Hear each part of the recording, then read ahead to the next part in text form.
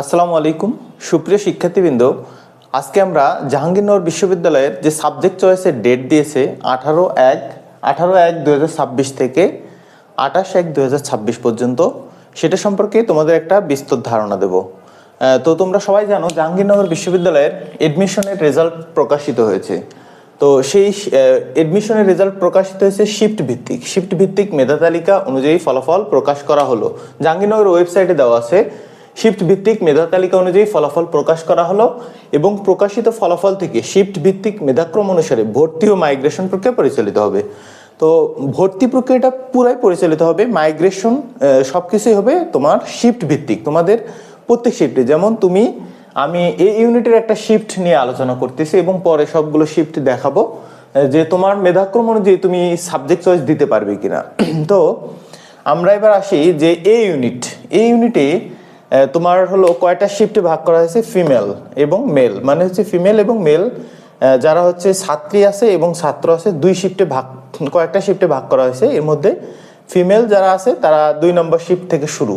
তো 2 নম্বর শিফটে সিট আছে কতটি? 71টি। তাহলে ওখানে বলা আছে যে 10 গুণ, মানে সিট সংখ্যার 10 গুণ পর্যন্ত সাবজেক্ট চয়েস দিতে পারবে।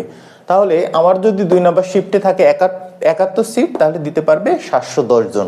710 জন অবশ্যই একটা খুবই গুরুত্বপূর্ণ বিষয়। জাহাঙ্গীরনগর বিশ্ববিদ্যালয়ে যদি তুমি সাবজেক্ট চয়েস মিস করো, মানে এই 18/1/2026 থেকে 28/1/2026 তারিখের মধ্যে কেউ যদি সাবজেক্ট চয়েস না দেয়, তাহলে সে মেধা তালিকায় থাকলেও সে আর জাহাঙ্গীরনগর বিশ্ববিদ্যালয়ে ভর্তি হতে পারবে না। তাই সাবজেক্ট চয়েস বিষয়টা খুবই গুরুত্বপূর্ণ।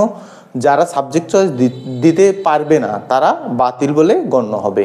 এবং তুমি যদি ওয়েটিং লিস্টে থাকো, ওয়েটিং লিস্টে আসার জন্য তোমাকে সাবজেক্ট চয়েস দিতে হবে। তো অনেকে ভাবতেছে আমি তো মেধা তালিকা আসিনি, তাহলে আমি কি সাবজেক্ট চয়েস দেবো? অবশ্যই তোমাকে ওয়েটিং থেকে ভর্তি হতে গেলেও তোমাকে সাবজেক্ট চয়েস দিতে হবে। আর এইবার যেহেতু জাহাঙ্গীরনগর বিশ্ববিদ্যালয়ের পরীক্ষাটা অনেক আগে অনুষ্ঠিত হয়েছে, তাহলে তোমার ঢাকা বিশ্ববিদ্যালয়ে এখনো রেজাল্ট প্রকাশিত হয়নি, বুয়েট রেজাল্ট প্রকাশিত হয়নি। তো তখন কি হবে? তারা জাহাঙ্গীরনগর চান্স পাইলে তারা তো জাহাঙ্গীরনগরে থাকবে না, তারা কি করবে? বুয়েটে চলে যাবে অথবা ঢাকা বিশ্ববিদ্যালয়ে চলে যাবে। তখন কি হবে? ওখানে যারা পিছনের সিরিয়ালে আছে তারা এই সিটগুলো পাবে। তাহলে এখন আমরা আসি এই ইউনিটের ফিমেল শিফট 2 নম্বর শিফটে আছে 71, সবগুলো শিফটে 71 জন করে সিট আছে, 71 জন করে ভর্তি হতে পারবে ফিমেল শিফটে ছাত্রী। তাহলে এখানে 710 জন করে তোমরা সাবজেক্ট চয়েস দিতে পারবে। সেম ভাবে আমরা যদি মেল শিফটগুলো দেখি, প্রথম শিফটে মানে 1 নম্বর শিফটে আছে 54 জন, ভাইবা তোমার সাবজেক্ট চয়েস দিতে পারবে 540 জন। মেল শিফট 2 এ আছে হচ্ছে 53 জন, তাহলে সাবজেক্ট চয়েস দিতে পারবে 530 জন। মেল শিফট 3 এ আছে কতজন? 53 জন, 530 জন ভাইবা দিতে পারবে, মানে সাবজেক্ট চয়েস দিতে পারবে, সরি। তারপর 4 নাম্বার শিফটে আছে কতজন? 53 জন, 530 জন সাবজেক্ট চয়েস দিতে পারবে। তো অবশ্যই সাবজেক্ট চয়েসের ডেট দেখো 18/1/2026 থেকে 28/1/2026। আবার বলতেছি, শিফট ভিত্তিক মেধা তালিকা অনুযায়ী ফলাফল প্রকাশ করা হলো। ওয়েবসাইটে দেখবে শিফট ভিত্তিক মেধা তালিকা প্রকাশ করা হলো এবং প্রকাশিত ফলাফল থেকে শিফট ভিত্তিক মেধাক্রম অনুসারে ভর্তি ও মাইগ্রেশন প্রক্রিয়া পরিচালিত হবে। তাহলে পুরোটাই পরিচালিত হবে শিফট ভিত্তিক।